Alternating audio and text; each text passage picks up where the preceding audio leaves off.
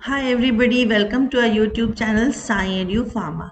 आइए आज हम जानेंगे एमएसएमई आइडिया हैकेथॉन 4.0। तो इसके लिए आप वेबसाइट ओपन करिए innovative.msme.gov.in। इसका लिंक हम आपको डिस्क्रिप्शन में लिख के दे देंगे और ये आपका वेब पेज ओपन होगा। इसमें आप आइडिया हैकेथॉन 4.0 को ओपन करेंगे तो इस तरीके से आपको एक पेज ओपन होगा और यहाँ पर आप देखिए MSME आइडिया हैकेथॉन 4.0 के बारे में दिया हुआ है। तो जैसे कि यहाँ पर ब्लिंक हो रहा है, लास्ट डेट इस एप्लीकेशन को फिल करने की है 26 सितंबर 2024। और कौन इसको MSME आइडिया हैकेथॉन 4.0 को ज्वाइन कर सकता है, उसके क्या एलिजिबिलिटी क्राइटेरियाज हैं, उसके लिए आप इसको क्लिक करेंगे तो कोई भी इनोवेटर जो इंडियन ओरिजिन का है, जिसके पास ईमेल आईडी और मोबाइल नंबर है, वो इस फॉर्म को फिल कर सकता है। इसकी 3 कैटेगरीज हैं, एक है MSME, एक है स्टूडेंट और एक है अदर्स। तो जो MSME कैटेगरी है उसमें अगर आपको रजिस्टर करना है तो उसके लिए आपका उद्यम रजिस्ट्रेशन नंबर होना ज़रूरी है।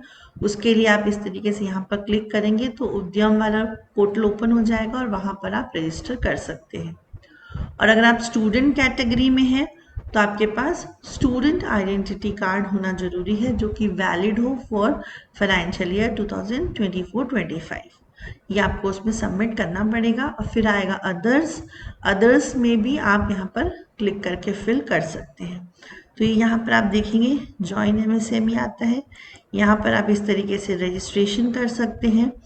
यहाँ आप अपना ईमेल आईडी डालिए, मोबाइल नंबर डालेंगे और यहाँ पर एलिजिबिलिटी क्राइटेरिया दिया हुआ है 18 से 35 ईयर्स तक के ही जो लोग हैं वो इसको फिल कर सकते हैं। यहाँ पर आपको MSME स्टूडेंट या अदर कैटेगरी में आना है। नेम, स्टेट, डिस्ट्रिक्ट, एड्रेस, फिर यहाँ पर मेल, फीमेल, अदर्स और यहाँ पर डेट ऑफ बर्थ करके आप इसको क्लिक करेंगे तो एक OTP जनरेट होगा, उसको डालेंगे तो उससे आपका रजिस्ट्रेशन हो जाएगा।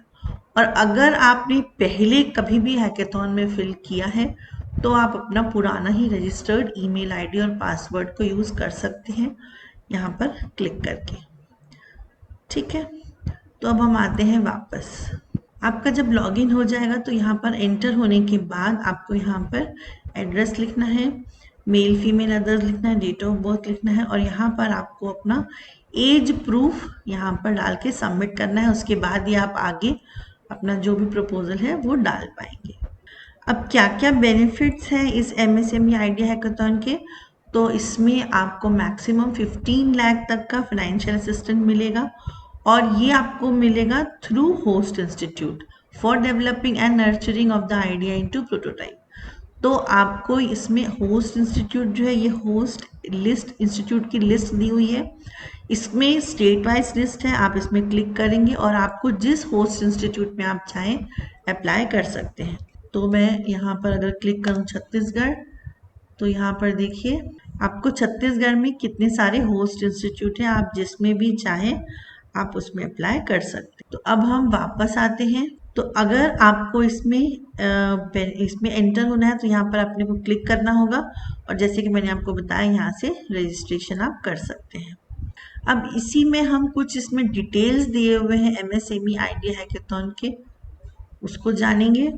तो यहाँ से अगर हम लोग बैकग्राउंड देखें तो ये जो यंगस्टर्स हैं हमारे इंडिया के, उनके ग्रोथ के लिए ये जो है इसको स्टार्ट किया था हमारे प्राइम मिनिस्टर ने। तो इसमें जो मिनिस्ट्री ऑफ MSME है वो आइडियाज़ को रिसीव करेगी इन बिटवीन 11 सितंबर टू 26 सितंबर। और इसमें आपको क्या करना है, आपको एक होस्ट इंस्टीट्यूट को क्लिक करना है और उसके थ्रू ही आपका आइडिया जो है वो सबमिट होगा।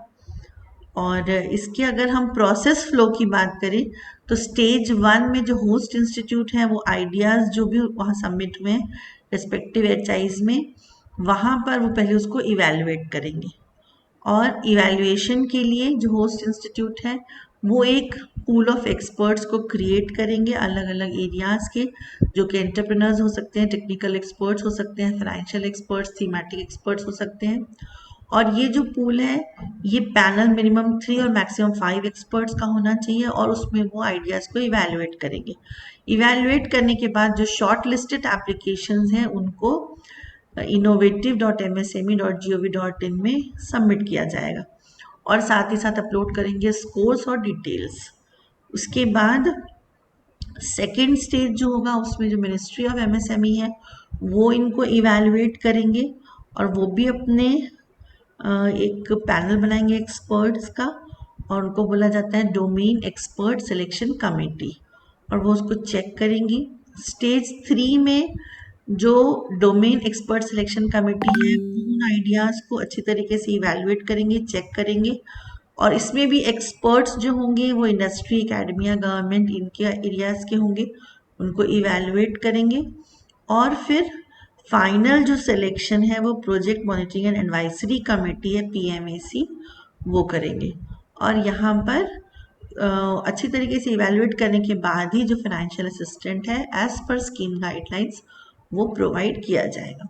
अब बात करते हैं कि कौन कौन से थीम या कौन कौन से आइडियाज़ में आप काम कर सकते हैं या कौन से आइडियाज़ को आप सबमिट कर सकते हैं।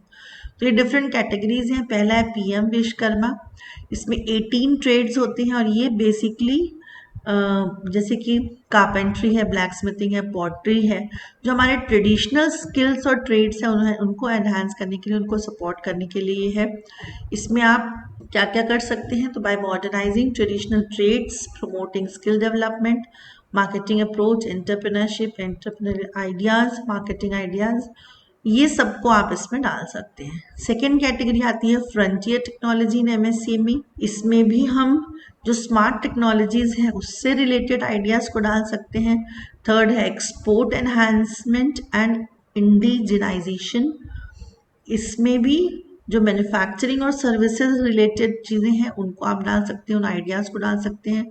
और नेक्स्ट है सस्टेनेबल डेवलपमेंट से रिलेटेड, जो जैसे कि हमारी जो ग्रीन एनर्जी सॉल्यूशंस को प्रमोट करना, फिर circular economy by integrating renewable energy technologies, इस तरीके के जो आइडियाज़ हैं उन सबको भी आप डाल सकते हैं। जो टाइप्स ऑफ आइडियाज़ हैं उनको भी कैटेगराइज किया हुआ है, जैसे कि मार्केटिंग एंड ब्रांडिंग है, फिर आइडिएशन है, फिर टेक्नोलॉजी है, को क्रिएशन है, सोशल इनोवेशन है, एंटरप्रेन्योरशिप है, ओपन इनोवेशन है और बिजनेस मॉडल इनोवेशन है। ये कोर आइडियाज हैं जिसपे कि आप काम कर सकते। अब बात करेंगे डूज एंड डोंट्स की, ये बहुत इंपॉर्टेंट है। तो डूज में क्या क्या आएगा, तो आपका जो आइडिया है उसमें नॉवेल्टी होना चाहिए, इनोवेटिव वैल्यू होना चाहिए और सबसे इंपॉर्टेंट हमारी सोसाइटी के लिए यूजफुल होना चाहिए। सेकेंड, जो आइडिया है वो स्केलेबल होना चाहिए, मतलब हम उसका कमर्शलाइजेशन कर सकते। Idea should reduce cost of living product और प्रोसेस, मतलब अगर आप कोई ऐसा प्रोसेस या ऐसा कुछ डेवलप कर रहे हैं जिससे कॉस्ट रिड्यूस होता है तो वो भी एक इनोवेटिव आइडिया माना जाता है। साथ ही साथ आइडिया जो है वो क्वालिटी ऑफ लाइफ को अगर इम्प्रूव करे, कन्वीनियंस प्रोवाइड करे और वो फोकस करे clean and green energy initiative को। और अगर स्टूडेंट है कोई इनक्यूबेटी तो उनके पास एक वैलिड आई कार्ड होना ज़रूरी है, जो कि स्पेशली फाइनेंशियल ईयर 2024-25 के लिए वैलिड होना चाहिए। और एज प्रूफ के लिए हम आधार कार्ड को एज एज प्रूफ मानेंगे। डोंट्स में क्या है, ऐसे कोई भी आइडिया जिसमें नॉवेल्टी और ओरिजिनलिटी नहीं है उसको आप सबमिट नहीं कर सकते हैं। साथ ही साथ अगर वो कोई एस्टैब्लिश्ड साइंटिफिक थ्योरीज और नॉर्म्स है उसके अगेंस्ट में अगर कोई आइडियाज़ है तो वो भी आप नहीं सबमिट कर सकते हैं।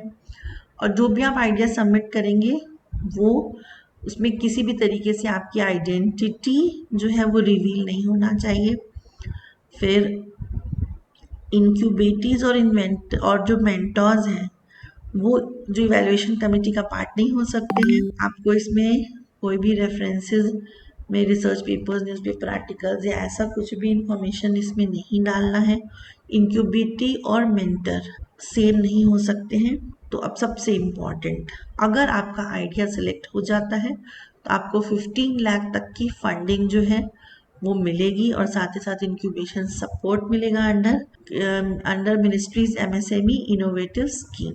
ये मिलेगा आपके आइडिया को डेवलप करने के लिए, जिससे कि आप उसको प्रोटोटाइप डेवलप कर सकें और उसका कमर्शलाइजेशन कर सकें। तो थैंक यू सो मच। ध्यान रहे इसकी लास्ट डेट 26 सितंबर 24 है, तो जल्दी से आप अपने आइडिया को रजिस्टर करके सबमिट करें थ्रू होस्ट इंस्टीट्यूट। तो मैं आपको बता दूं, मैं Rumta college of pharmaceutical sciences and research से हूं और हमारा इंस्टीट्यूट भी होस्ट इंस्टीट्यूट के लिए अप्रूव्ड है। Thank you. Stay connected with Sai edu pharma.